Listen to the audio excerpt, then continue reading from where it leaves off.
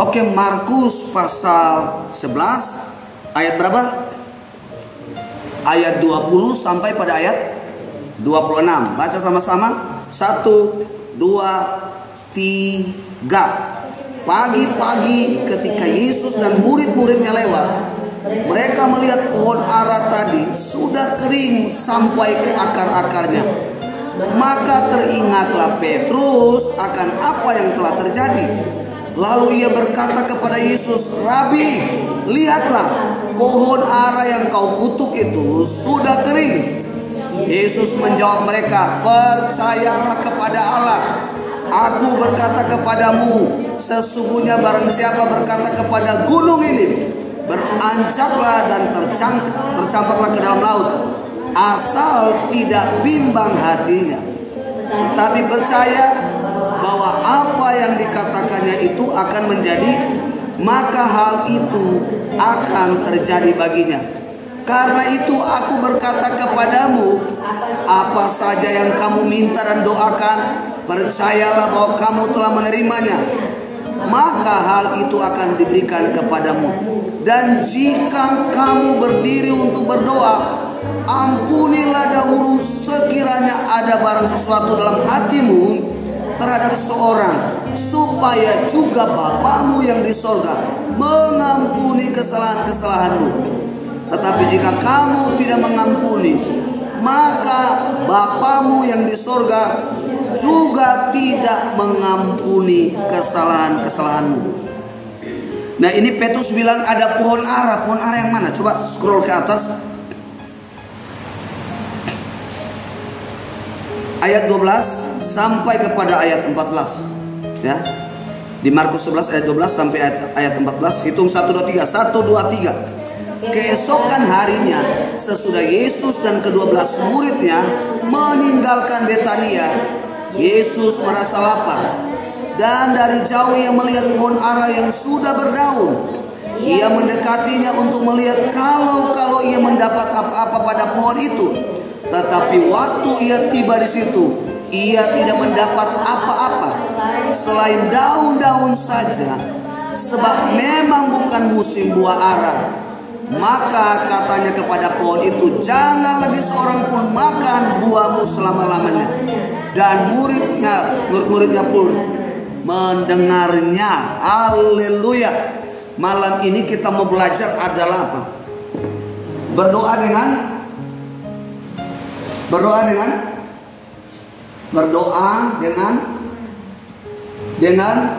iman. Oke? Berdoa dengan iman. Nah, kita harus belajar dulu apa artinya iman. Iman itu kalau dalam perjanjian lama itu namanya aman. Ya, aman. Siapa yang punya nama aman di sini? Aman ini berasal dari kata imunah. Imunah. Ini kata iman itu benda, kata benda. Oke? Tetapi kira-kira apa bedanya iman, percaya dan yakin? Iman, oke, percaya, yakin. Apa bedanya iman, percaya, yakin? Ya, ada gereja namanya Hidup Yakin Sukses. Oh. Iman itu sama dengan percaya dan yakin. Ini adalah merupakan sinonim. Tetapi percaya itu kata kerja. Kata kerja, ya. Kata percaya dalam bahasa Yunani itu adalah pisteu.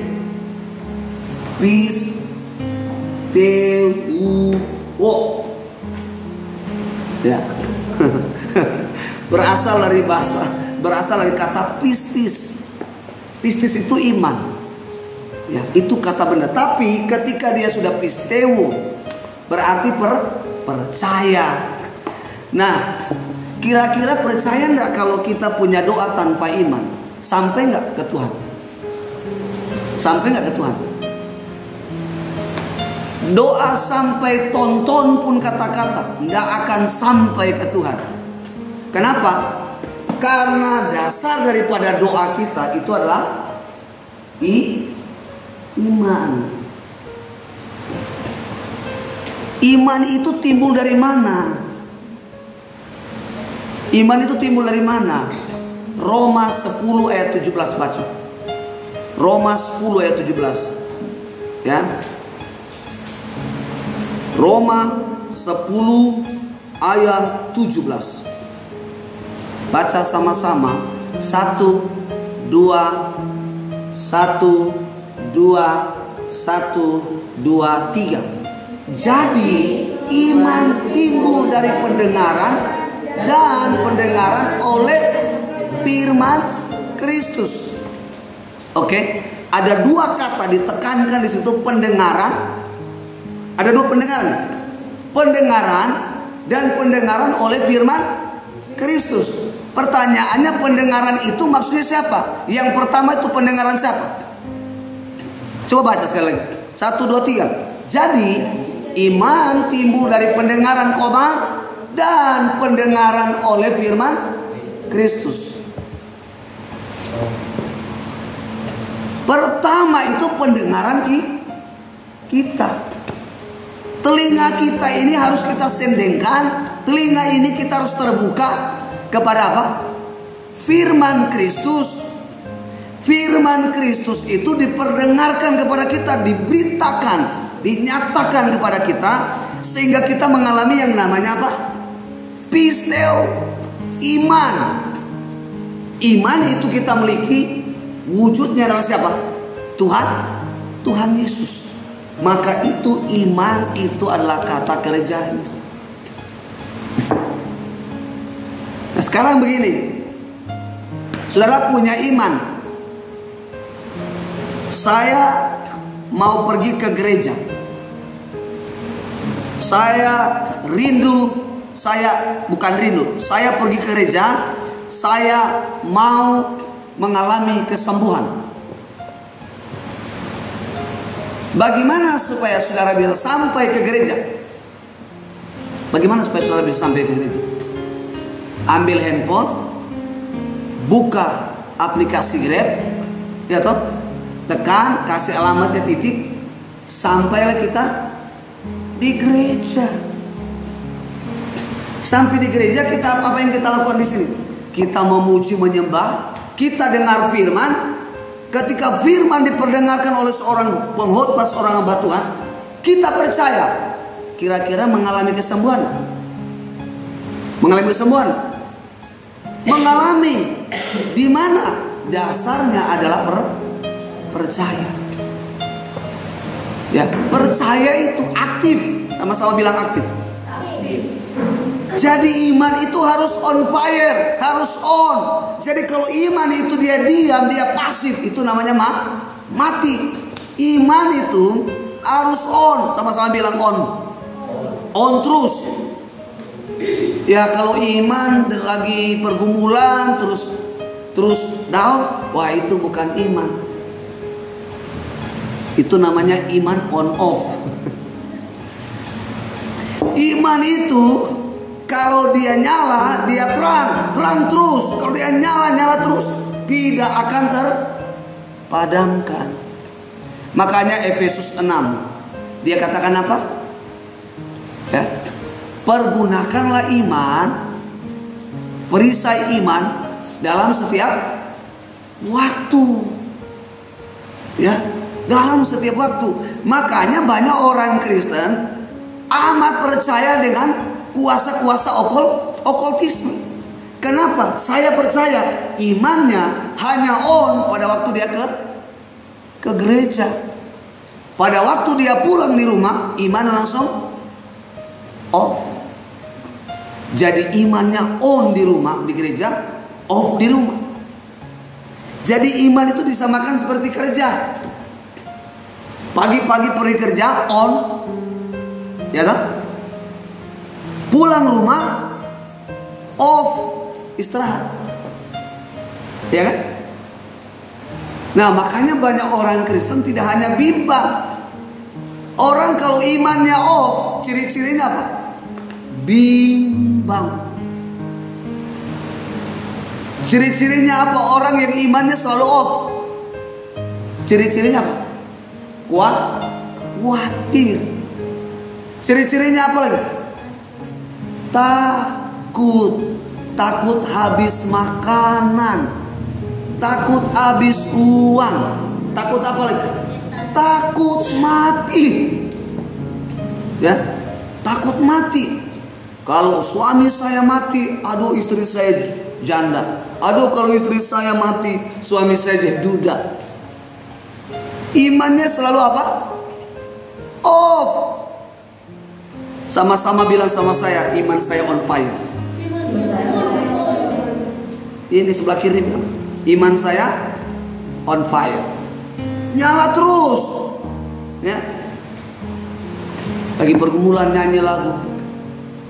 Tak usah ku takut, Allah menjagaku. Tak usah ku bimbang.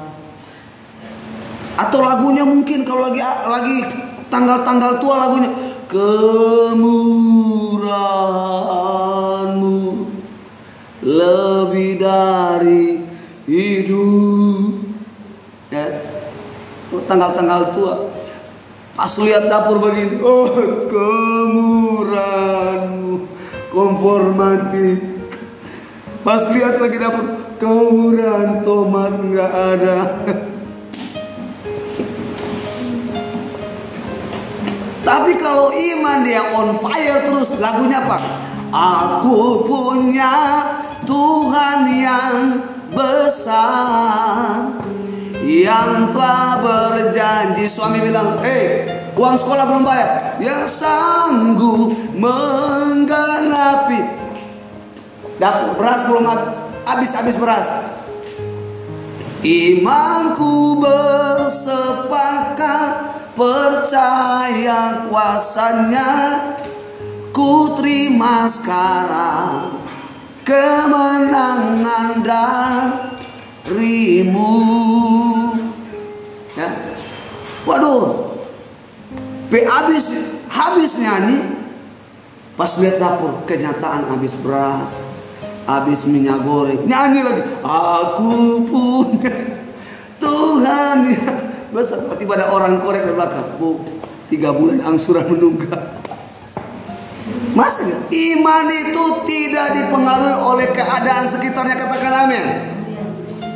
Keadaan kita di sekitar boleh terjadi, beras habis, uang boleh habis, kita boleh tagih hutang, tapi iman kita tetap on fire.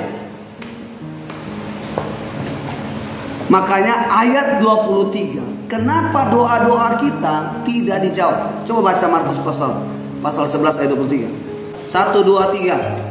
Aku berkata kepadamu, sesungguhnya barang siapa berkata kepada gunung ini, beranjaklah dan tercamplaklah ke dalam laut, asal tidak bimbang hatinya, tetapi percaya bahwa apa yang dikatakannya itu akan terjadi, maka hal itu akan terjadi baginya. Perhatikan ya, ayat 23b dikatakan, asalkan tidak bimbang. Penghalang iman itu apa namanya?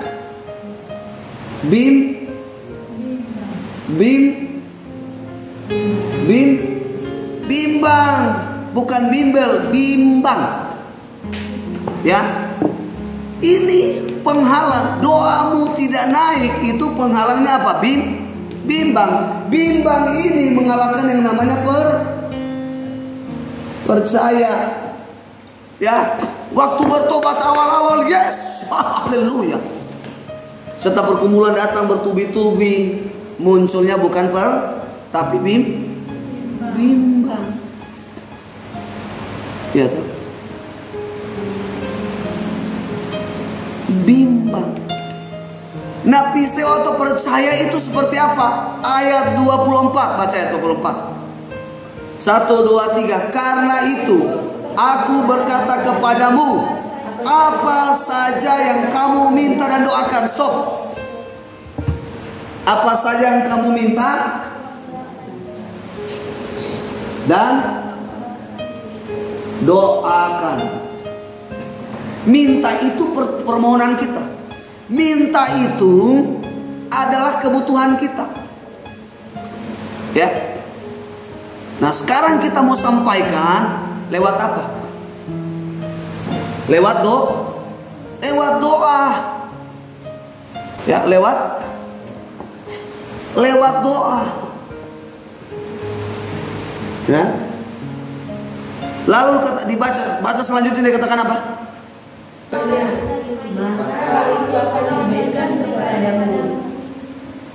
Ya, dikatakan apa yang kita minta dalam doa harus apa dasarnya? Percaya. Dikatakan apa? Percaya. Ya, kalau kita percaya, semua yang kita butuhkan, semua yang kita harapkan, semua yang kita minta pasti dikabulkan. Oleh siapa? Oleh Tuhan. Makanya dikatakan, kalau engkau percaya apapun yang kita minta, kita berdoa kepada Allah, maka semua itu dikabulkan. Oleh siapa? Oleh Tuhan. Sekarang kalau begitu, yang muda-muda ini bertanya, Pak, bagaimana saya ini belum bekerja? Bisa nggak Tuhan kabulkan kalau saya minta sepatu? Bisa nggak Tuhan kabulkan kalau saya minta untuk pembayaran SPP? Bisa nggak kalau saya minta berdoa kepada Tuhan, Tuhan bisa kasih dana untuk saya bisa beli buku? Jawabannya apa? Bisa nggak? Bisa. Bagaimana supaya bisa? Percaya. Coba perhatikan ayat 24 ulang lagi. 24 ulang lagi. 1, 2, 3. Karena itu aku berkata kepadamu, apa saja yang meminta dan doakan, percayalah bahwa kamu telah menerimanya. Apa saja yang kamu minta doakan, percayalah. Jadi contoh, ada yang tulis, Tuhan, saya mau minta ini. Tak, Tuhan saya minta B. Semua ditulis, sampaikan ke Tuhan dalam doa. Ya toh? Semua itu disampaikan kalau tanpa iman yang sungguh-sungguh. Sampaikan itu tapi di otaknya jalan, aduh jangan-jangan Tuhan gak terima, aduh jangan-jangan gak jadi. Kira-kira Tuhan kabulkan doa kita? Enggak. Kira-kira kalau orang bimbang itu sama dengan seperti apa? Main-main sama Tuhan. Ya. Makanya banyak orang berpikir doanya yang sudah ternaikkan kepada Tuhan, dia pikir doanya sudah dikabulkan. Kita harus cek dasarnya apa? Iman. Iman nggak bisa dihalangi oleh kebimbangan. Ini manusiawi kita. Nah, percaya ini pola kerajaan Allah. Untuk bagaimana Allah membuka pintu berkat supaya berkat itu dicurahkan dalam hidup kita. Dasarnya atau polanya adalah apa? Iman. Percaya nggak ini? Yang sakit hari ini sembuh, asalkan tidak bimbang. Ya, asalkan tidak bimbang. Ayat 23, ayat 25. 1, 2, 3. Dan jika kamu berdiri untuk berdoa, ampunilah dahulu sekiranya ada barang sesuatu dalam hatimu terhadap seseorang, supaya Bapamu yang di surga mengampuni kesalahan-kesalahanmu. Ya. Penghalang kedua selain bimbang apa? Ya, tidak membuka hati untuk mengampuni kesalahan orang lain atau tidak mengakui kesalahannya di hadapan Tuhan. Jadi pengampunan itu dua sisi. Bersifatnya ke kita, ke dalam kita, dan keluar itu kepada orang lain. Makanya kalau datang berdoa kepada Tuhan kan kita biasanya menyembah dulu kan, meninggikan Tuhan dulu, betul? Betul nggak? Nah Tuhan mau Kebimbangan, kebencian ini, ya, ini loh, bimbang dan benci. Orang kalau membenci seseorang, dia akan sulit mengampuni, betul? Sulit mengampuni. Untuk melepaskan pengampunan itu sulit, ya. Makanya iman itu dikatakan tadi di ayat 23 di atas. Dikatakan apa? Kalau kamu yakin, kalau kita yakin, kita berkata kepada gunung ini, maka tercampaklah di mana? Di laut. Artinya apa? Gunung-gunung kebimbangan, gunung-gunung kebencian, ketika iman itu dalam kita, maka iman itu harus mencampakkan segala kebimbangan, segala kebencian, sehingga hidup kita penuh dengan iman. Kalau hidup kita penuh dengan iman, maka hidup kita dikuasai oleh kasih Allah. Hidup kita dikuasai oleh kasih Allah. Kasih itu yang akan memenuhi hidup kita, mendorong hidup kita, menggerakkan kita, tanpa harus orang bilang, Desi, ampuni itu Serepa, Israel, ampuni itu Yosef. Tetapi kasih yang ada dalam hidup kita, kasih itu yang memenuhi hidup kita dan mendorong kita untuk kita mampu mengampuni. Dua penghalang ini harus hancur oleh kuasa iman. Iman itu harus dia on terus, nggak boleh dia padam, nggak boleh dia mati. Iman itu harus on terus. Bagaimana supaya iman kita terus on? Iman itu dibangun melalui apa? Doa. Makanya Tuhan Yesus katakan tadi tentang pohon ara. Pohon ara yang tidak berbuah itu menggambarkan tentang hidup kita.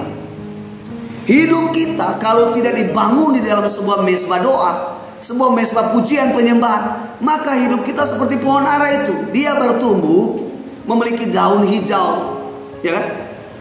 Tetapi apa? Tidak berbuah. Hidup kekristenan yang tidak berbuah, apa Tuhan Yesus katakan apa?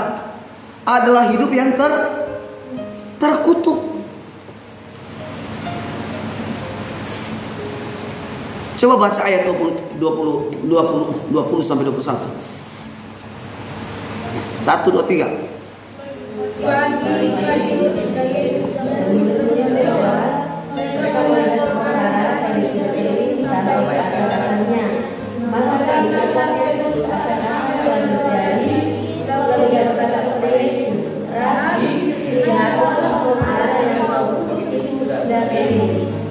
Ya.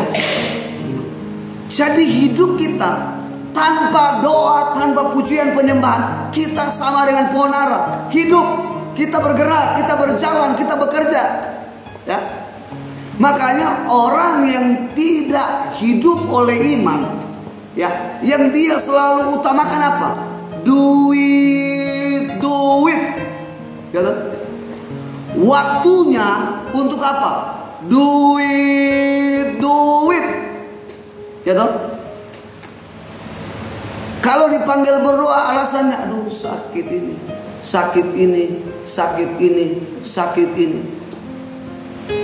Panggil berdoa, aduh sakit ini, aduh sakit ini semua. Lama-lama jantung beneran. Ya.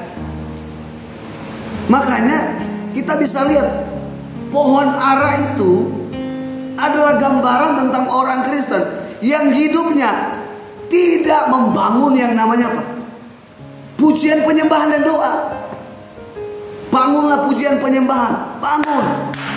Jam 4 subuh, oh haleluya, sembah dia, tinggikan dia. Kalau orang dunia seperti pohon ara,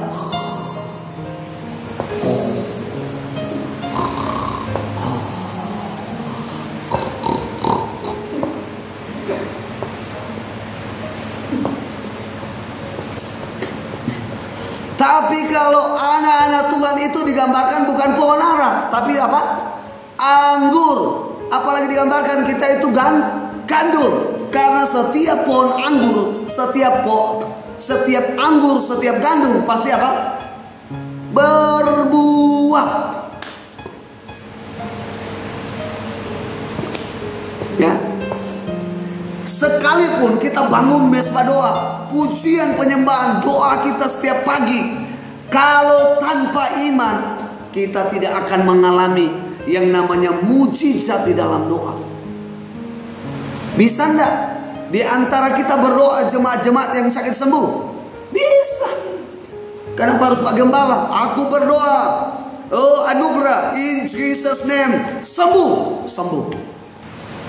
Nah, iman akan on fire. Iman kita akan menghasilkan. Iman yang menghasilkan buah itu seperti apa? Iman yang menghasilkan buah itu apa? Bagaimana coba? Bisa jelaskan ke saya? Bagaimana iman menghasilkan buah? Bagaimana iman menghasilkan buah? Kalau kita percaya, maka orang lain juga kita bawa supaya dia mengalami juga apa? Iman. Supaya dia juga percaya. Kalau saya disembuhkan, maka saya juga harus mengajak orang lain untuk dia mengalami kesembuhan. Itu yang namanya iman berbuah. Karena banyak orang Kristen seperti pohon ara, ya toh? Ya, tetangga di sekitarnya bukan dia ajak, teman di sekitarnya bukan dia ajak. Saudara menyesal nggak kalau dia tiba-tiba mati dipanggil Tuhan dan dia tidak selamat? Tapi saudara tahu bahwa dia itu belum percaya. Saudara tahu. Nah, tapi kalau saudara hanya tahu, tapi saudara tidak mengajak dia, saudara tidak mendoakan dia, itu namanya iman yang mati. Iman yang tidak menghasilkan buah. Pertanyaannya hari ini adalah, siapa yang percaya siapa di antara kita yang imannya hari ini masih on? Israel, siapa lagi? Ini pertanyaan saya lagi ulang. Siapa di antara kita malam ini yang imannya masih on? Pertanyaan saya lagi malam ini, siapa di antara kita malam ini yang imannya sudah berbuah? Angkat tangan.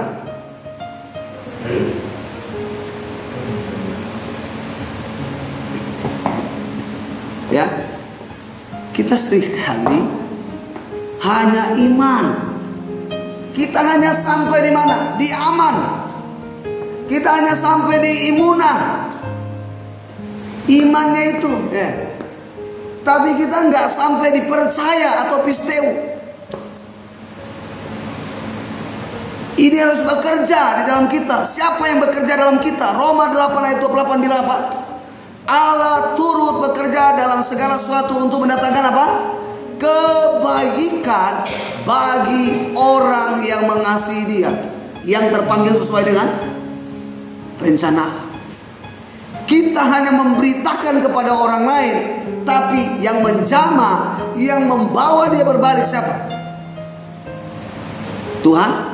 Tuhan Yesus. Kita hanya mengajak orang itu untuk datang beribadah, untuk datang didoakan, tapi yang bekerja, menyembuhkan dan menarik dia, itu siapa? Tuhan Yesus. Nah, maka malam ini saya mau dorong kita. Malam ini firman ini yang saudara terima, saya berdoa supaya imanmu tidak pasif, imanmu tidak mati, tapi imanmu terus on. Imanmu tetap on fire. Berapa banyak kita di antara kita bincang-bincang tentang firman? Berapa banyak kita mendoakan tetangga kita? Berapa banyak kita memberikan salam dengan tetangga kita? Bagaimana kita memberikan perhatian dengan orang-orang di sekitar kita? Berapa banyak? Tuhan mau. Berapa banyak kita yang mau malam ini iman kita tetap on fire? Ya, berapa banyak? Ya. Imannya on fire. Yang mau imannya on fire angkat tangan. Ya. Saya berdoa malam ini, jemaat kita, jemaat JKI Savior, imanmu selalu on fire terus. Sama-sama bilang, saya on fire. Iman saya on terus. Bilang samping kiri kanan, imanmu harus on.